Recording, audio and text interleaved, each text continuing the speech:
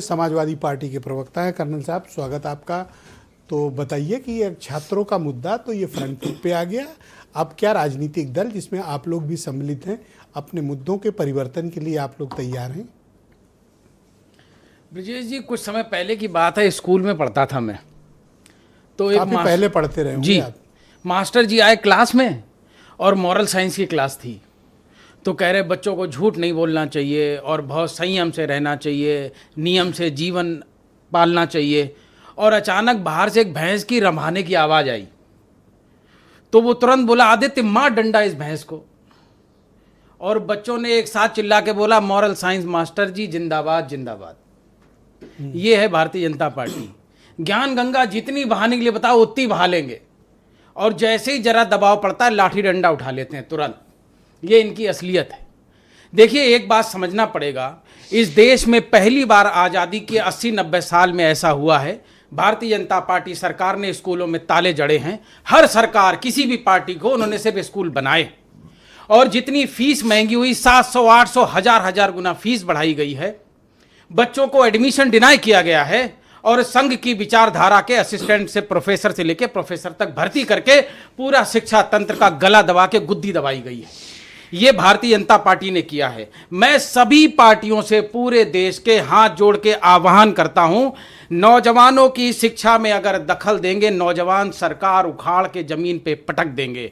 इतिहास देख लीजिए, जब भी नौजवानों ने आंदोलन किया है, गैर राजनीतिक किया है, और सरकार को झुकाने के बाद वहां से ये जो आपने चेतावनी दी, ये अपनी पार्टी को भी हमारे लिए लागू, समाजवादी पार्टी के लिए भी लागू है, इंडिया गठबंधन के लिए भी लागू है।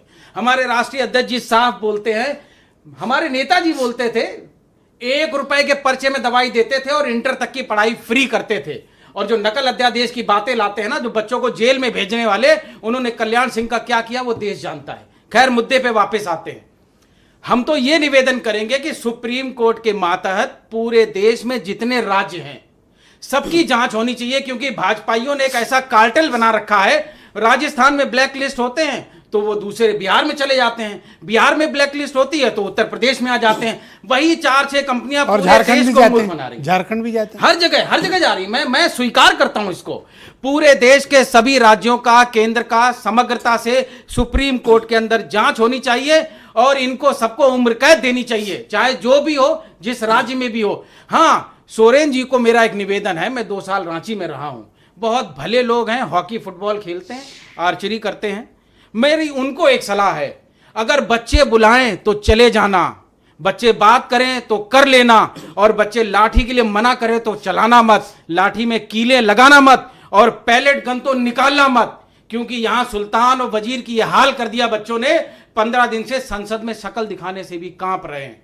हमारा आपसे निवेदन है सोरेन जी, बच्चों की सुन लीजिएगा, क्योंकि अगर बच्चे बाहर निकल आए तो भाजपा का जो दिल्ली में हाल किया वही आपका करेंगे।